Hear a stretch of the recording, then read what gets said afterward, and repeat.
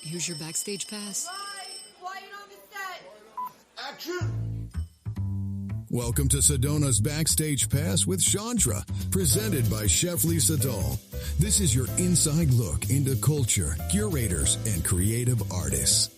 And now, your host, Shondra. Welcome to all my VIPs. You've got your Backstage Pass, and you are in again and every Saturday at 10 a.m. Get ready for some really fun stories. This is going to be a fun show today. As always, I love my guests and my sponsors. And remember, you can always tune into Sedona's Backstage Pass, like I said, every Saturday at 10 a.m. on KEZM 106.5 FM and 780 AM. And, of course, live streaming on mellowmountainradio.com at 10 a.m. Sedona time, Saturdays. Right. Later, you can find it on Spotify, Pandora Radio, Apple Podcasts. You know the drill. All right. So I want to thank, first of all, my engineer, who is sitting right across from me where the window is. If we had video, you could see him and see me waving at him. Thank you, Ryan Thompson. He always makes this show sound so fabulous. Great producer, wonderful engineer. And, of course, Chuck Helstein, who is the owner of KAZM. All right. Well, let's see what's going on in Sedona. Lots of stuff. First of all, I want to tell you that the calendar of events is sponsored by Sedona Ballet. And if you look under sedonaballet.org, you're going to read about this wonderful organization. A big shout out to Winnie Munch and your team and all that you're doing. They do so much for the community and young dancers and folks who just love to watch dancers. I mean, just concerts and workshops and all kinds of things. Oh, my. All right. Getting into this. First of all, the Sedona International Film Festival has something happening tonight, and that is called Red Rocks Magic. It's a big magic show. You can get your tickets, so make sure you get those. You can always go to SedonaFilmFestival.com, see all the great movies, the wonderful events and concerts that are going on. And by the way, they're just getting ready next weekend. You can still do this, okay? Getting ready for their Met Live Opera, which is a live HD series. Their seasons for 2025 to 2026. I have no idea. Maybe I need to drink more tea. All right. Anyway, all you want to do is go to SedonaFilmFestival.com. You can get all the information about this fantastic series. If you love opera, you are going to see the Met Live Opera live in an HD series, okay? And that happens at the Mary D. Fisher Theater. And again, remember, there's all kinds of wonderful indie films and events and concerts always happening at the Mary D. Fisher Theater. Now, today, after you hear this, run on over to the Sedona, I should say the community, how do I say this? Community Library Sedona. I always get confused. You know, I used to call it the Sedona Public Library, but no, it is a different name. Why? Because they are very community-oriented. From 2 to 7 today, there is a free event going on. It's called Get Loud, and there's all kinds of activities that are going on. Just go down there, okay? 2 to 7 p.m. today. So after you hear this, run down to Community Library Sedona, all right? Another thing that's going on is the Chamber Music Sedona tomorrow in the afternoon. I believe it's at 3 o'clock. That's on the 16th of November, tomorrow, Sunday. You can catch their concert. Chamber Music Sedona is wonderful. And let's see what else is going on. I don't know. There's also a Red Rock Ranger District Volunteer Trail Workday. If you feel like getting into doing what you want to do, make sure that you visit online to find out what's happening with our Red Rock Ranger District Volunteer Trail Workday. Just Google it. You'll find it. And remember, you can always check out all these other wonderful organizations, like, for instance, Sedona Arts Center, which is getting ready for their first Friday. And I'm going to be a part of that over there uptown, Sedona Arts Center. That's the first weekend or the first Friday of December. Of course, we got some time for that, don't we? Oh my gosh, let's get through Thanksgiving first. Then if you want to know what's going on with the Sedona Museum, Sedona Heritage Museum, always visit sedonamuseum.org. And there you go. Oh, visit Sedona.com is the Greater Sedona Chamber of Commerce site. That's good too. So now I think right now it's time for me to introduce somebody that I love having here. And I just adore this woman. She is a dynamo. Now when I say that, I don't say that lightly. I mean like a real dynamo. She always says that I'm the peanut butter to her jelly, or maybe it's a jelly to the peanut butter. I don't know. But anyway, she is my brunette sister, my Italian sister. Not Italian. Not Italian. Zero. Oh. That's another subject. All right. Do you recognize the voice? Because she could be a DJ. Okay. Lisa Dahl, Chef Lisa Dahl's in the house. God, you sound good on mic. Oh, thank you. You really listen to you. You're well, like, oh, you know, it's KAZM. sexy is in right now. So you have to do like KAZM 106.5. Oh, yes. Try it. KAZM 106.5. Thank you. So good. You're hired. You got the job. Like another one. I guess what you need. You are busy, aren't you? Oh, when I was a kid, I used to do radio. I think I told did? you about that. No, I don't remember that. No, when I was a kid, my parents had women's clothing stores. And my father created these incredible, very interesting marketing hooks, which were based around my mother's name, which was Dorothy. And we had very famous women's clothing stores that started a fashion trend in Indianapolis back, oh my goodness, in the 40s probably is when my mom said, no, I'm sorry, in the 50s, let's say. So I was born in a clothing store, as I've told you in the past. And my father came up with this hook called My Wife is Dorothy, or My Mother is Dorothy. So we would do the commercials, and I would have a friend with me, and he would write the script, and then I would say, well, I know that because my mother is Dorothy. I love that. I love it. It's such so a nice I did little hook. radio at a very early age. Oh my gosh. So this is like, you know this like the back of your hand. Well, I like it because they can't see us. They can't see us, you know. But if you did see her, well, may I just say, she's gorgeous. She looks like she came off a yacht today. Yeah. No, really. Thank you. No. Well, blue and white stripes, navy and white, I actually do love that because it's very perky. But this is fun because I found that I had this and wore this when I went to Italy when I wrote my first cookbook, Elixir of Life, because there's a picture of me wearing it in 2010. But I haven't worn it since then. So this is like a really It's like fun, a new outfit for you. Yeah, it is. Do you not have like outfits that go way back? Yes, I do. I don't. It's ridiculous. The more that I really savor the things that I have that I cherish, I realize they never go out of style. Like, how would you know that this was 15 years old, No, you know? You'd never know. And I tell everybody that anything that was good once is still good. It is. Yeah. It is. Yeah. I know we're talking about clothing. We're so off of the beam of what we're going to talk about Well, it today. doesn't matter. But you know Clothing what? is everything. You can't- look so cute Thank today. you. Thank you very much. This jacket was given to me by my sister, Jules. Oh, it's and I love this little perfect. thing. I would tell you it got lost in France. In Paris. Oh, my gosh. At the Moulin Rouge. Whoa. Tom and I were having dinner. By the way, I loved the Moulin Rouge because I love Lautrec. Well, that's why we went there. But I have to say, we were watching the show and Tom looked at me and said, I think I know the show. Because we worked on cruise ships. It was like watching a cruise ship show in a way. No offense. It's just that I wanted to see the can like a lot. Yes. And it only came twice. Anyway, I left my jacket there.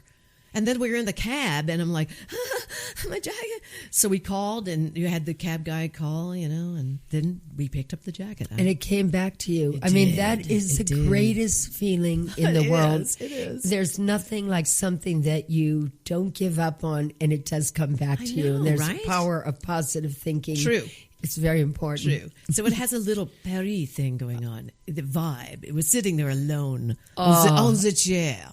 It needed that beautiful blonde body back in it. And here we are today. Deja vu. Here we are together. So you're getting ready to go to Coronado. Yes, I am. Oh, this is so exciting. It is very exciting. Actually, by the time we air this show, Yes. you would have already gone. Because we are pre-recording this show. I'm gonna pull back the veil. And I'm going to just say it how it is because you're going, and I need to have you here. I need to hear about all the things that are going on because this is amazing what you have going on. It really is. You've got some stuff. You've got some events. I mean, major events coming up in December, and I want everyone to know about this so they can buy tickets now. Absolutely. Thank you. Absolutely. But if we go back to the Coronado that Yes, it's let's do actually that. where I'm going tomorrow. Yes. And we're going to drive because the airline things are a mess, of course. Yes. So it's a 7-hour drive, which makes it in a perfect range. I love the drive. I don't know that particular drive so well, but I love driving because then you can just get your thoughts to just relax after all that's been going on planning for these things. But we're going for the film festival. And the Coronado Film Festival is actually ironically tied in with the San Diego Culinary Festival. And why those two are overlapping, even though they're neighbors, it causes a lot of kind of a conundrum in a way of which thing you want to attend. And so there were many activities around I would say Sedona, around the San Diego culinary event. And I actually was allowed to participate in that event, but the numbers of people are so high and there's so much given that we are invited to feature our film with a wonderful wine tasting event that they do artistically, where they have a prominent winemaker for their fundraiser, and they design a bottle to go with the theme of the event. Awesome. So I'm bringing some culinary delights to go along with our film, because in our film, you see me producing Soup Hope, which is our soup for charitable giving. So I always think that soup and empanadas are like the perfect marriage. I'm so there. And so the soup, which love it. is just absolutely delightful, and people have heard me talk about it, but it's a crowd pleaser every time I take it to a large event, because not only is it so savory and wonderful and perfect as a fall winter soup, and they see me making it in our film, but it also is gluten-free, vegan, all the buzzwords that people love. Even if they don't adhere to that dietarily, it's always great to eat something that is so full of nutrition, so delicious that you would think perhaps it was made with some kind of a meat to get that savory, smoky flavor, but it isn't. Wow. It's 27 beans, legumes, quinoa, and then all the organic vegetables. It's a long simmering method that we do to let the flavors really develop in a way that you think you're eating this stew that is almost indescribable. It's addicting, to be quite honest with you. The nutritional aspect of it is neat, because when you combine beans, legumes, and the grain of quinoa and such, it actually creates a full protein. So you have this wonderful sustenance in this soup, and then you add the perfect handmade empanada and put that out for the people that have seen the film. And then there's always a Q&A where they talk about the film and they ask us questions. And the filmmaker, director that did our cinematography is there usually on the stage, as he was just recently in Newport. And if I told you this, Eric Wolfinger, who is our director, who is a James Beard awarded cinematographer and food photographer multiple times, in Newport, which actually took place several weeks ago, we ran over for 2 days.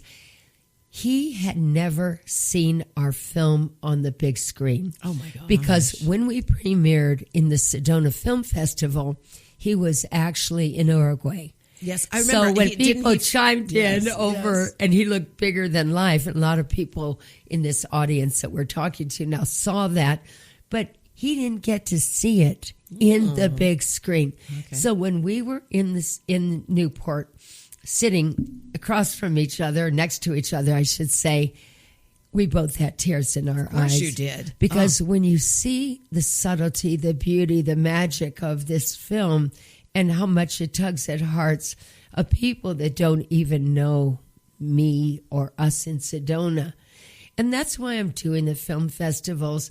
And Coronado and the San Diego area are neighbors of ours. They're kind of our sisters. You'd be surprised how many people, when I'm in our restaurants, say they're from that area. We're from San Diego. We Yes, moved here from exactly. and Coronado. I grew up on that beach. Oh, my I gosh. love that beach and worked the Coronado Hotel many times. Tom did too. Oh, wow. Big parties, big, huge corporate parties. And that's things what like they're that. going to have. You're going to love that. Well, Ooh, and that I have not ballroom. been for years. I don't know when was the last time that you and Tom were there. Well, we were there in 2018, but the thing is, we've moved. It's 23 years here, and so Yes. we haven't performed there since that time. Yes. But we've gone back and forth to perform in San Diego, and Coronado was one of our places we loved just together. my goodness. The sand is like golden.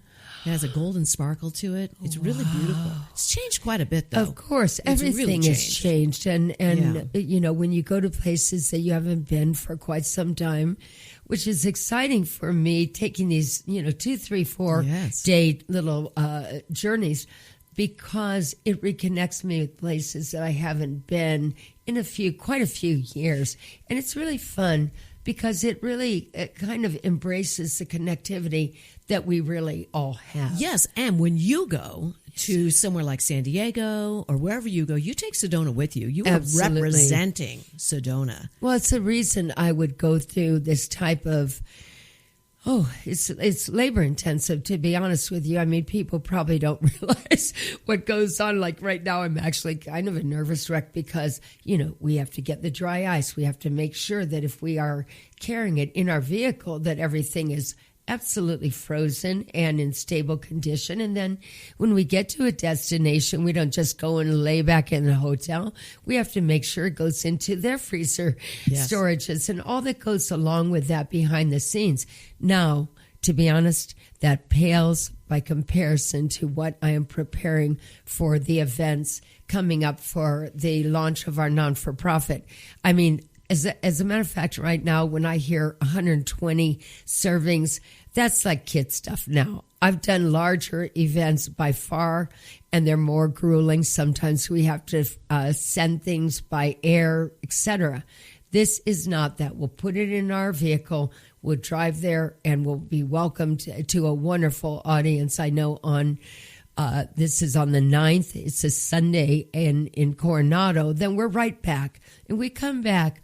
I do not come up for air in the planning and the details of what we're trying to accomplish to launch, first and foremost, our own foundation. Because as you hear me talk about over and over and over, we've been giving to foundations for so many years, since the beginning, since Dahl and DeLuca began. The truth. And everyone around town knows that, and they hear about that.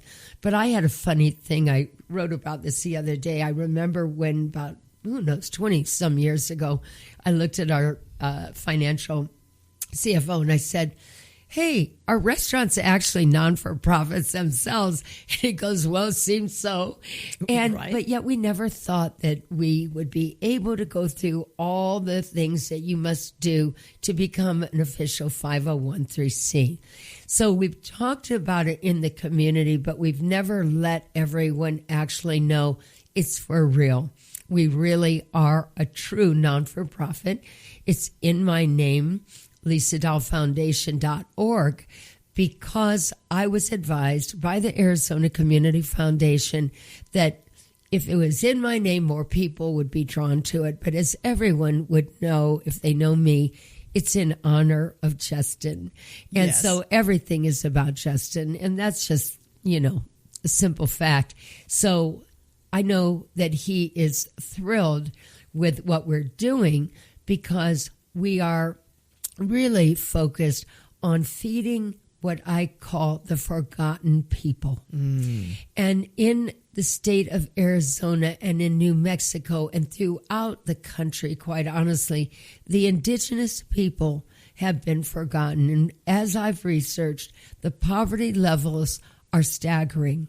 So my soup not only fits in with a flavor profile, but most importantly, a nutritional profile that will help to feed people, to feed the kids in the schools and those that don't have daily nutrition.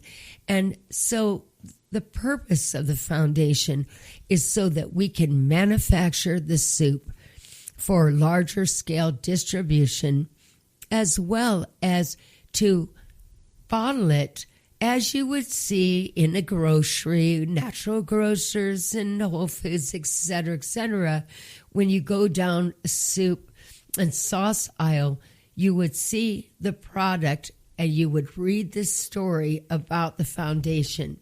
And my ultimate goal is for global distribution. Wonderful. Not just for the indigenous forgotten people, but for the forgotten people that right now, especially now, with all that is going on, as we're all aware of, to the point when we hear the word the SNAP and all these things, there are more people that are without than many of us think of on a daily basis. No, it's true. So I want to know just briefly, because we'll talk about this, of course, ongoing for the rest of the year. Yes.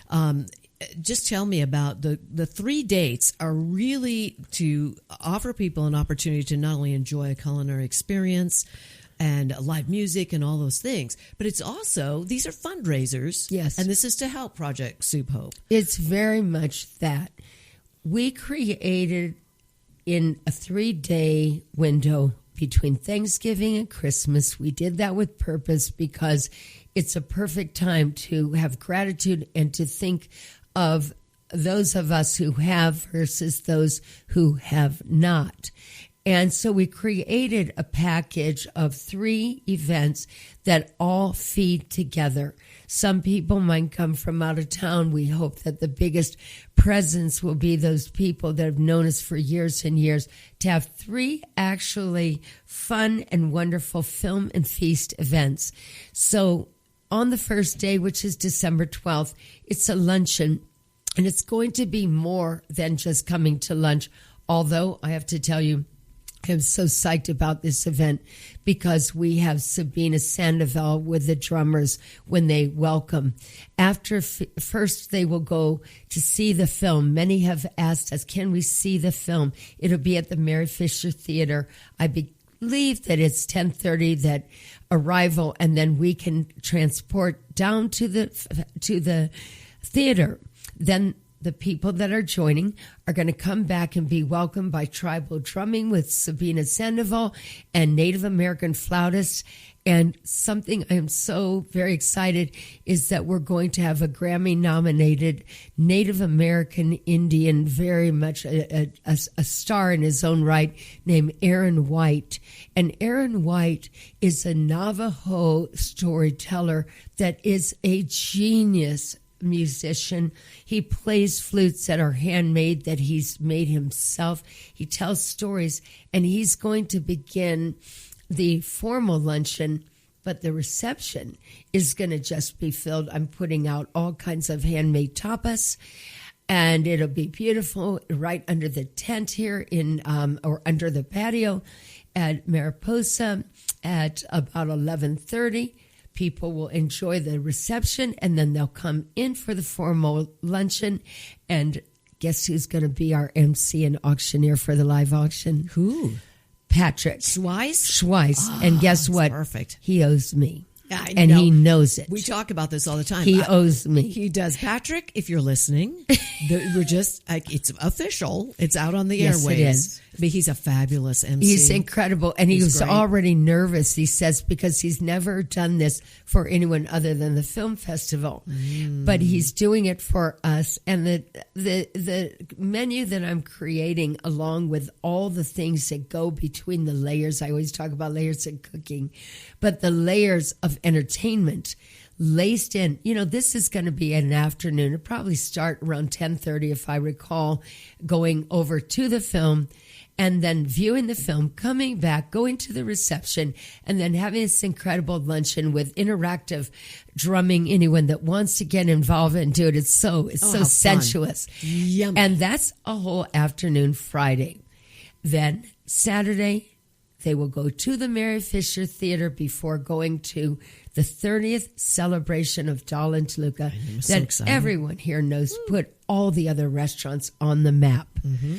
And that will be amazing because I am going to knock people out with this menu. And David Dimmler is paired the wines. And those that know David know that we have garnered 48 Wine Spectator Awards of Excellence with David's wine choosing and me and he pairing this menu. But the reception is going to be incredible. We're doing bubbles and these wonderful things that I'm creating. And that also benefits the foundation. Wonderful. We are going to have a world-renowned, wonderful pianist to start the reception at Dahl and Toluca, Sandrine Ederle. Yes, Sandrine and is great. She's incredible. So, I know we have one more. We have to wrap it up because here we are at the end of a show. Oh, my gosh. I can't believe it goes by so fast with you. It always happens. So there is one more, and that is December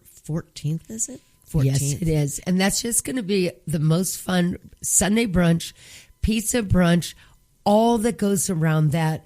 People are going to try our first ever private label wines. Ooh. They're going to have food everywhere. They won't be able to move. But guess what? The most fun of all, they're going to make pizza with me in the pizza oven. That's going to be so much fun. So that's at Pizza Lisa. Pizza Lisa. In the and village. That's right, because it's nice and big and fun and it is fun everything. there. So, all right. Now, if anybody listening would like to be at any of these, if not all of them, because you could do all of them, make sure that you visit LisaDahlFoundation.org. Is that where we want to go? Absolutely. Okay. LisaDahlFoundation.org. All the information is there. Book your tickets. Let's have some fun together. It's going to be fabulous.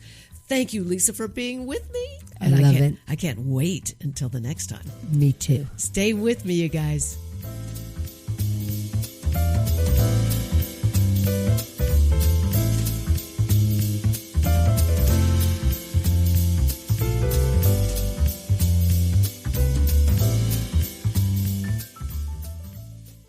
You can taste it in every bite.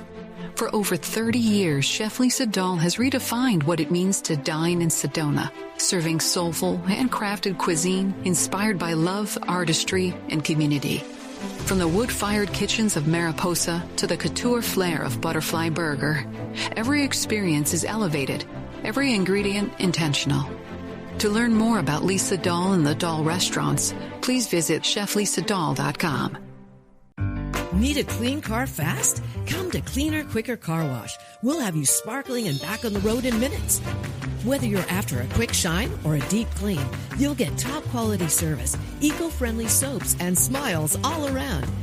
Drive up, shine up, and feel good, all without slowing down your day, and look like a star in your car. Located in West Sedona on Highway 89A. For more information, visit cleanerquickercarwash.com.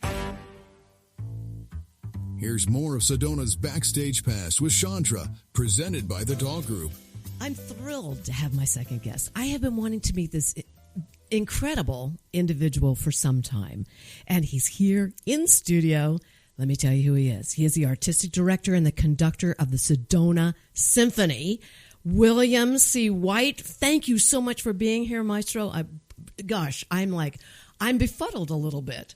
Really, I just really wanted you to be here, and it's like, here you are, and it's like, oh my gosh, and now I'm going to fawn all over you here. I'm so excited. Thank you for having me, Shondra.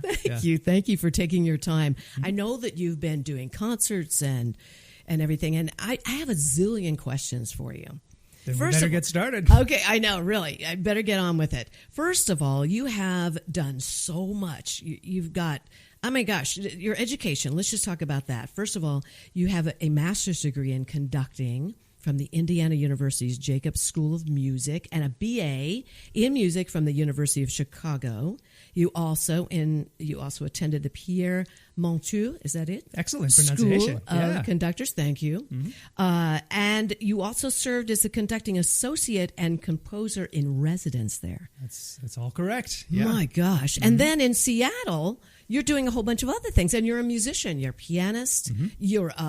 You play viola. I do. Oh my gosh! It currently still. doing all of that? I mostly am a composer and a conductor at this point. Yeah, I can't. Okay. I don't really keep up my chops practicing.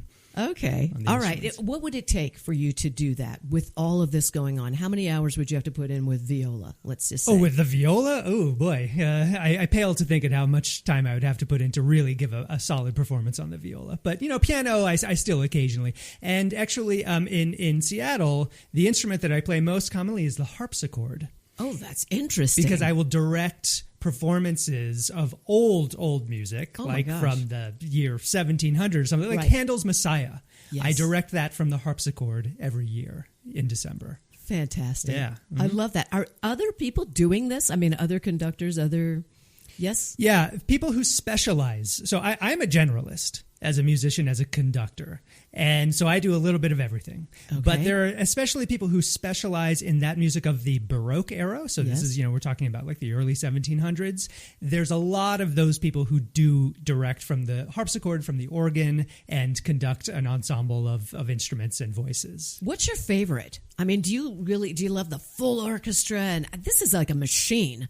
I had one experience where I was actually reciting things with an original, like several original pieces in one big. Oh, it was amazing. This is really being with a symphony and the conductor's looking at me and giving me cues for the different things I'm reciting. Oh my gosh. You should have seen my notes. I bet. Whoa. It was intense because I really didn't have any music in front of me and it wouldn't have mattered because there were cues from drums. Oh, yeah, right. Things like that. Yeah. No, I love the big, huge symphony orchestra experience and working with voices and singers and choruses. But, here in Sedona, what we have is a really high caliber chamber orchestra where the average size of the orchestra is about 35, 36 musicians. And what you can get with that in terms of the power and the focus and the virtuosity offers huge rewards that are of their own, sort of a different style than you have of like a big blowsy kind of symphony orchestra. So, both can be great. So you are conducting for those kinds of orchestras as well, right? Yeah, that's right. Tell everybody what a full orchestra, how many members in a full orchestra? Well, if you talk about like a symphony orchestra, then we're talking more like maybe 60 to 100. If you're talking about a chamber orchestra, again, like what we have here in Sedona, then it's, usually under 40. Okay. All right. So I have to ask you, when was it that you knew without a shadow of a doubt that you were going to turn that corner and become a conductor?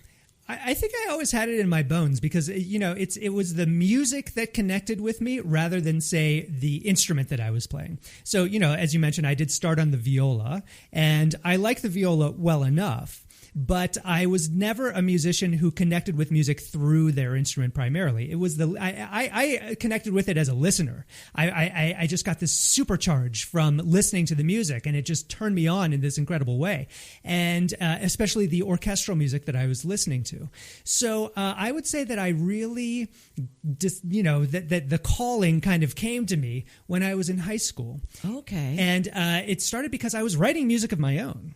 When I was 13, 14, 15 years old. And what I found was, shock of shocks, that experienced conductors weren't like lining up to conduct the music of a random 15-year-old kid. So if I wanted to have my music played by an orchestra, I had to do it. I had to just grab my friends and corral them into a room and, get up there and lead them through it. And so I was doing that when I was about 14 or 15 years old. And then I think you'll like this because I know have a little bit of a theatrical background. But when I was in high school, our director didn't really love doing the musicals, like the drama, clubs musicals. Really? Yeah, I know. And so I ended up being the one who got to conduct those when I was a junior and a senior in high school. Oh my gosh, I did fantastic. Cabaret, I did Kiss Me Kate by Cole Porter, and then so that got the theatrical bug. And so then I did summer youth theater, I did Singing in the Rain and West Side Story, and I did theater in college. But were you singing? Were you acting and singing? I was conducting. You were conducting. I was conducting this is the band. amazing. Yeah. This is amazing to me. Yeah. It was in you. Yeah, it was in me. And it is a feeling, isn't it? Oh, yeah. You know what you want. When you want that tension, when the dynamics That's and building. exactly right. It's so Yeah. exciting. Yeah. Did you ever listen to other kinds of music other than classical music? Sure. Well, I mean, I got the bug for Broadway musical theater, Right. especially that golden era of Broadway musical like theater. jazz. Oh, yeah. That works together, doesn't it? Yeah. I mean, a lot of jazz musicians, most of them have a classical background. That's right. Many of them do. Yeah, that's Yeah. exactly right. And I played a little bit of jazz piano as well along the way. But That's yeah, and good. I love some of that fusion music. Like people might know Claude Bolling, his suite for flute and jazz piano trio. Yes, Yeah. I love that. That's Yeah. so interesting. You're like the first person to mention that to me. I think it's really very good. fun music. I mean, it has Really that real good. 70s kind of vibe to it. Yes. It's just fantastic. Yes. But, I was the assistant conductor of the Cincinnati Symphony for 4 years, and they're known for their pops programs. So, I mean, we would have Broadway singers in, we would have country singers, we would have pop singers in, all to do their music with orchestra. And it's great. Yeah, it's Who was fantastic. the most famous individual that you've worked with? Oh, I'm that's curious. I did get to be kind of friendly with Roseanne Cash when she came to sing with the Cincinnati Symphony. Very cool. Yeah, and she had brought some new charts, and she wasn't necessarily quite sure how they fit together with the orchestra, and I was assigned to kind of play her through her very parts and cool. everything. Yeah, it was very fun. Very cool. And have you ever played an instrument with someone who was really well known that you just loved, and here you were on stage with them? Actually, I would say that we just finished a round of concerts here in Sedona, and this is not somebody from the non-classical, but for somebody from the classical world. We had this amazing pianist named John Nakamatsu, who is like, maybe not a household name, but among classical musicians, a very high caliber, respected musician. And to have him on stage for my first concerts here in Sedona was like really a thrill. That is exciting. Yeah. Do you ever get nervous? Do you know, a lot of people, they always ask me, do you get nervous before you go out for a play or a musical or anything you're doing? What's the answer? What do you think? There are certain pieces that have made me a little nervous. And earlier in my career, when I was just getting started, then, of course I had nerves. At this point, I usually feel like I know the amount of work that I need to put into a performance to deliver the goods. And that's, what I do. So I come prepared and I go on there and I just try to kill it. So I've got this is a little personal. Yeah, please. Okay, a little personal question here. Let's go there. Everybody has a process. So what is yours before you're going to go out Right. and conduct? What is your process? What do you go through internally? And I have my own thing. Let's find out what yours is. The process with being a conductor, it starts very far before the performance. I mean, really a long way away. Because when we're dealing with great works of classical music, like, say, for example, we just did Beethoven's first piano concerto. This is the piece that we did with this guy, John Nakamatsu. Months ago, I had to ask him, what edition of the score do you like to do? Do you like to use? Because these pieces have been around for 250 years, or 200 years at least. And different publishers have published different editions of the sheet music. So the thing first is we have to agree on what edition we're using, because there might be discrepancies. In 200 years of recorded musical history, different publishers have made little edits to the music, or have chosen this thing, or have chosen that thing. So we've got to start with that. Interesting. I did not know that. Then that's cool. Then we've got to decide, okay, so you imagine an orchestra with, say, in this orchestra we've got 6 violins playing first violin, 6 violins playing second violin, 4 violas, 4 cellos. They've all got to move their bows up and down at the same time. Absolutely. On the same notes. Yes. And that's not a given.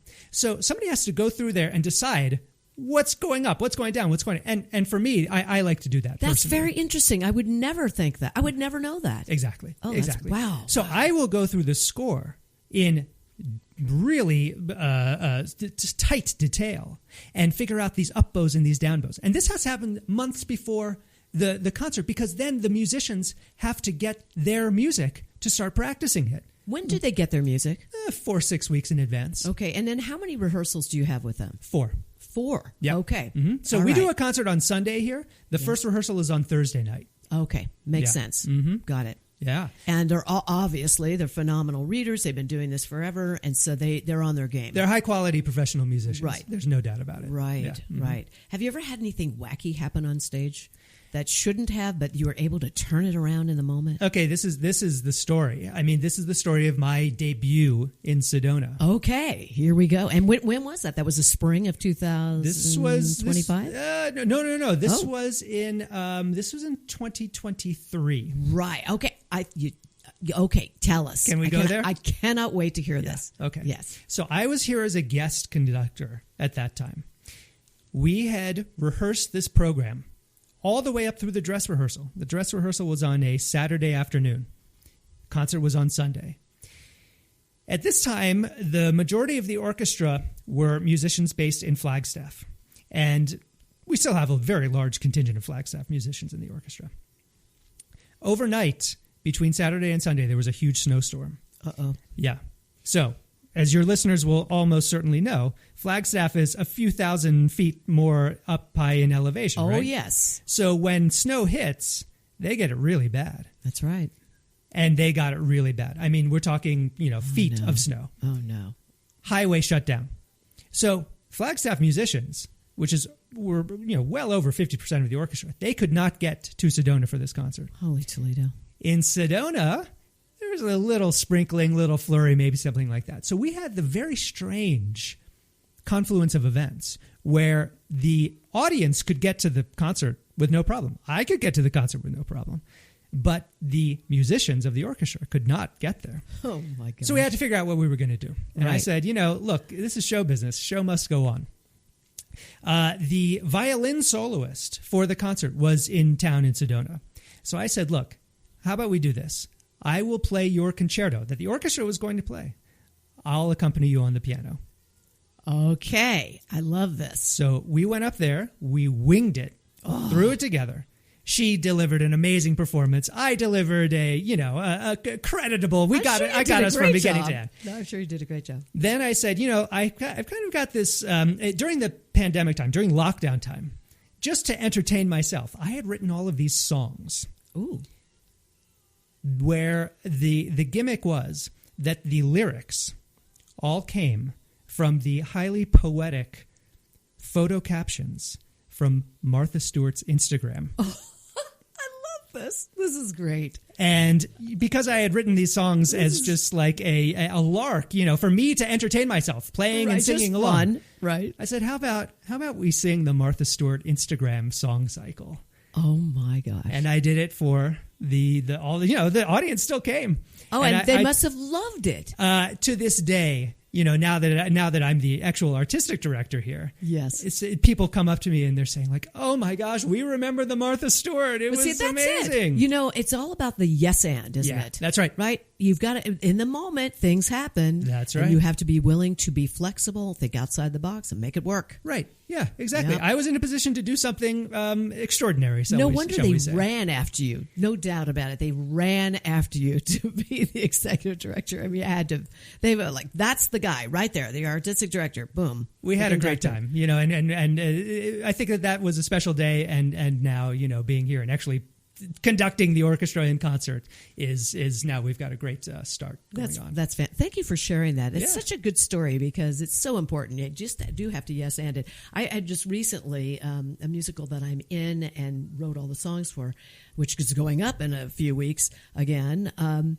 We had a situation with the sound at one other. It was a beautiful performance. It's a beautiful performing arts center here. It's an old vintage theater, the Old Town Center for the Arts, and we happen to have some Nederlander friends in the audience. They love the show, and with the sound problem, we kept our cool. One of our actors is Gail Edwards from the show. Oh my gosh, now I'm forgetting it. It's a Living and Full House, and so anyway, she went with it. And afterwards, I talked to them because they're my friends that came to see the show, and they told me a story of going to a Broadway musical where they had problems with the electricity. It all went down at the top of the show. And what happened? The person with the lead took a megaphone and sang her song and brought the house down. Of course, this is what we do. I was so grateful to Gail because of what she did. And then hearing that, and they loved it. They still talk about it. Made the newspapers. They got publicity like they would never have had if that hadn't happened. So, but this goes back to two things that you were talking about before. I mean, one is the question of the artist's preparation. Yes. And that is why we have to be so thoroughly prepared, is because you don't know what's going to happen. Now, let me ask you, do you use pickup musicians? I know you only have 4 rehearsals, so that's almost the same thing because you're coming into town, right? Yep. So it's almost like pickup musicians in a way, although these are people that play together, right? So the way that the model of an orchestra like the Sedona Symphony works is there's what's called the core of the orchestra. So these are the musicians who are they are auditioned, they're like members of the orchestra, and they are given the opportunity to play every single concert throughout the season. Now, sometimes, things come up, they might be out of town, they might have this or that or the other. They can sub out. So then we will also have a roster of substitute musicians upon whom we call on a somewhat regular basis to deputize for people when they have to leave. Right. So the orchestra the personnel is never the exact same from concert to concert, but there is a certain stable core that are used to playing with each other, that are familiar with the hall, that know the kind of repertoire that we're going to be doing. Right. Okay. Yeah. Have you ever had to pick up a musician though, because something happened? Yep. You had to fly someone out from Phoenix, let's say, or something like that? Oh, yeah. I'll tell you it hasn't happened here yet. So, okay. I'm sure that there will come a time when it probably will. Possibly. So I live in Seattle, and I direct an orchestra and a chorus there. And it was about 2 or 3 years ago. Well, it's happened a few times, especially in the post-COVID world, of course, these things happen. But I would say the most extraordinary account was I was doing a performance of a piece by a composer named Franz Joseph Haydn, and it's called The Seasons. And it's an oratorio, so it's like got a big chorus, and it's got 3 soloists who play characters who are sort of like rustics. They're like a farmer and his daughter and this daughter's suitor, and they're singing about the changing of the leaves and like the blossoming of spring and all of this kind of stuff. Our tenor had to drop out for ill health. We're talking 48 hours before the show. Oh my gosh. And look, there are some pieces like we were talking about. I do Handel's Messiah every year.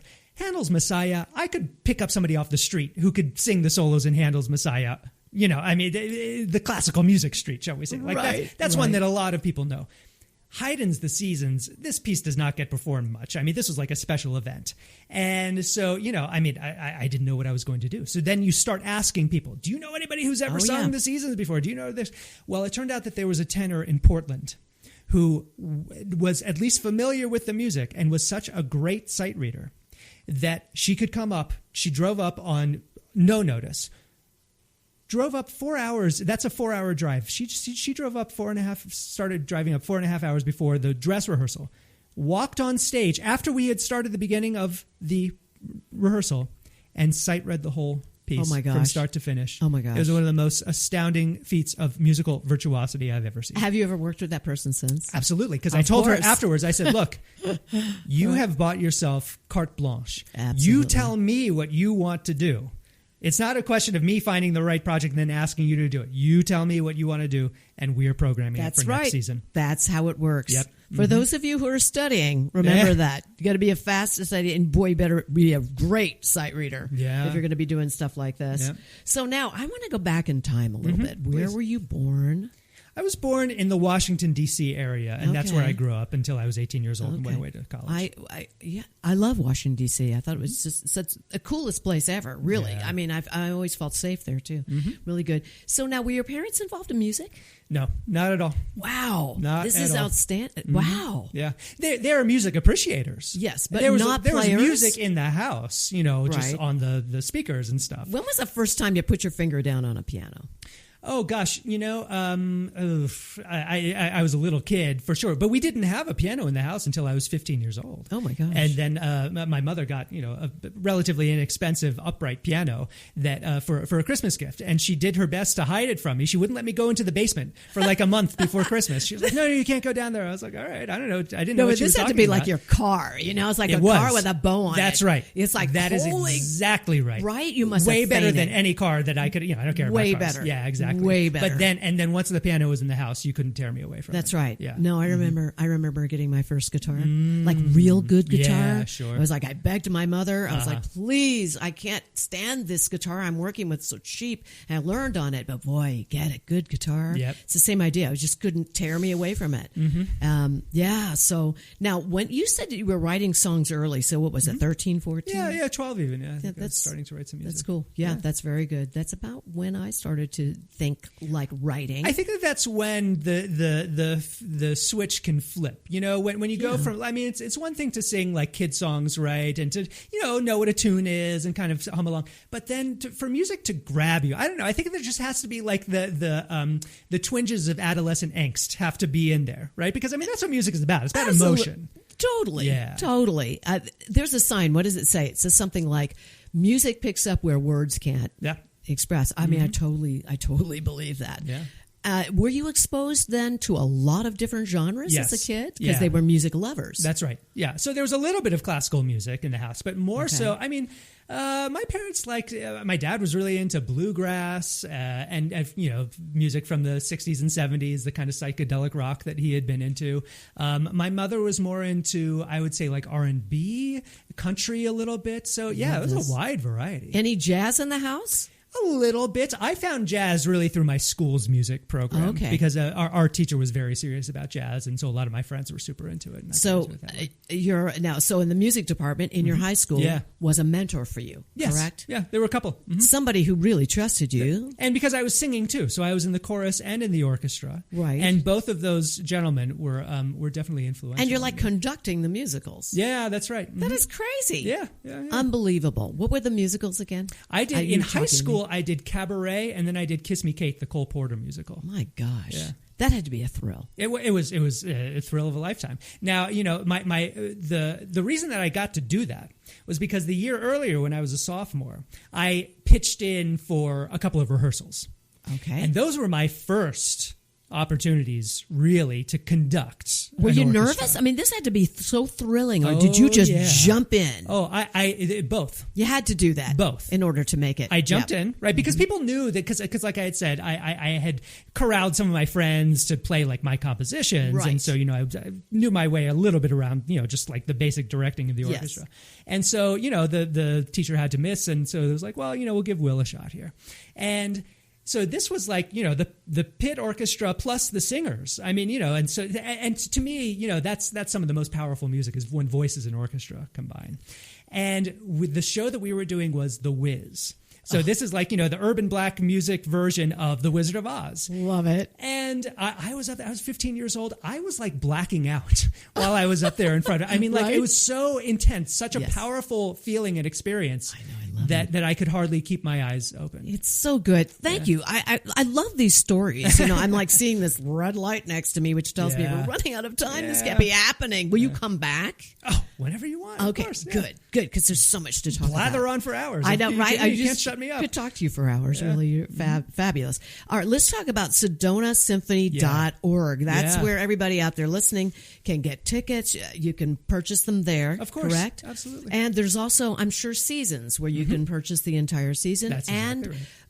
The Sedona Symphony is actually doing their performances or concerts at Sedona Performing Arts Center.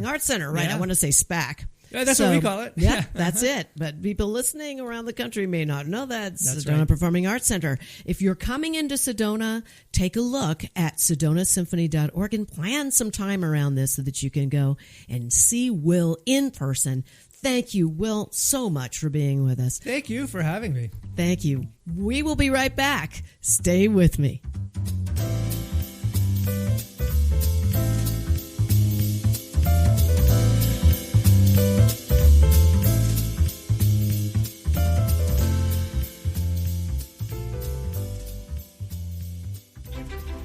You've explored the trails, stood in awe of the red rocks. Now, discover how Sedona became Sedona. The Sedona Heritage Museum tells the story of Red Rock country, from ancient cultures to today's vibrant community. It's interactive, family-friendly, and open year-round, indoors and out. Sedona Heritage Museum, preserving and sharing the soul of Red Rock country. Plan your visit at sedonamuseum.org or call 928-282-7038. Take a deep breath, then let it go. At Sedona's New Day Spa, your escape begins the moment you arrive. Enjoy luxurious massages, rejuvenating facials, and native-inspired body treatments. Every moment is designed to restore balance and renew your spirit. Voted Sedona's Best Day Spa, this is more than self-care. It's your sanctuary. Book your experience today at SedonaNewDaySpa.com or call 928-282-7502. When your project demands precision, experience, and trust, turn to Sefton Engineering Consultants. From expert civil engineering to construction management, we deliver real-world solutions that stand the test of time. With over 30 years in the business, Luke Sefton's team is committed to getting your project done right, on time, and on budget. Sefton Engineering Consultants. Reliable, experienced, personal. Learn more at SeftonEngineeringConsultants.com. Here's more of Sedona's Backstage Pass with Shondra, presented by the Dahl Group. Well, I have had a great time today with my guests. I mean, thank you, Chef Lisa Dahl, and also the artistic director and conductor of Sedona Symphony, William C. White. And wait, do you hear that? You know what that means. It's time for my shameless Shondra spot. All right. I have two things to tell you about. An update. First of all, last weekend, November 7th through the 9th, we had 3 performances of the Dead Quilter Society at, I have to tell you, it was sold out at the Sedona Heritage Museum. I want to thank everybody for coming. And also, our webmaster was there. Yes, we have a website, deadquilters.com. Our webmaster, Lou Bloodsoe, and his beautiful friend, Marianne. She was with us too. And Lou went ahead and videotaped our performances. And wow, it just turned out fantastic. So you're going to be able to see a little bit on our website. Remember, that's deadquilters.com. And by the way, for the holidays, if you want to host a tribute to somebody who you absolutely adore, who happens to be a woman, could be your mom, your aunt, could be a sister, or any woman in your life, go to deadquilters.com and you will find Threads of the Quilt.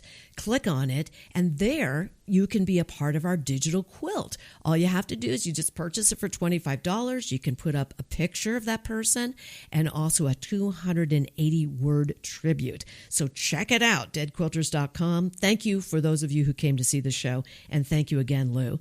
Now, here's some really new news. This week, we just submitted our movie, which only took us 6 years to make, Weird Detention, to the Sedona International Film Festival. So excited. So fingers crossed.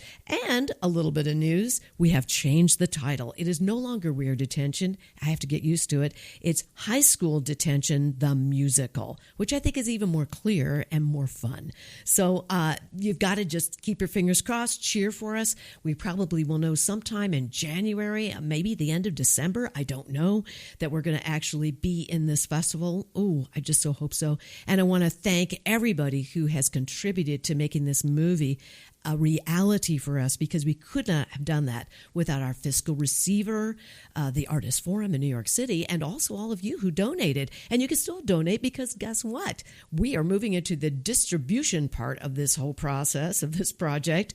So I want you to see it, and hopefully you'll get a chance to see it in February at the Sedona Film Festival. Ooh, the Sedona International Film Festival. So thank you for cheering us on. Make sure you visit WeirdDetention.com and, of course, DeadQuilters.com. So thank you again for tuning in. And remember, every Saturday at 10 a.m., you can always hear it live streaming on mellowmountainradio.com. Or if you have a radio and you're listening to it, remember it's KAZM 106.5 FM and 780 AM. And if you've missed it on Saturdays at 10 a.m., you can always check it out on Spotify, Pandora Radio, Apple Podcasts, and many, many other streaming places. So make sure you do that. And thank you for doing that. I really appreciate it. I want to thank my sponsors, because without them, I could not be doing this show, which is the Sedona Heritage Museum, Sefton Engineering, Cleaner, Quicker Car Wash, Sedona New Day Spa, Sedona Ballet, and my presenting sponsor, Chef Lisa Dahl and the Dahl Group. Thank you so much. And again, thank you to Ryan Thompson, my engineer and producer, and the owner of KAZM, Chuck Helstein. Love you guys. You guys are terrific. Now, remember, get your VIP pass every Saturday. Get it out. Saturdays, 10 a.m., and of course, later on all those streaming channels to hear all those great stories behind the scenes of Sedona. I'll see you next week.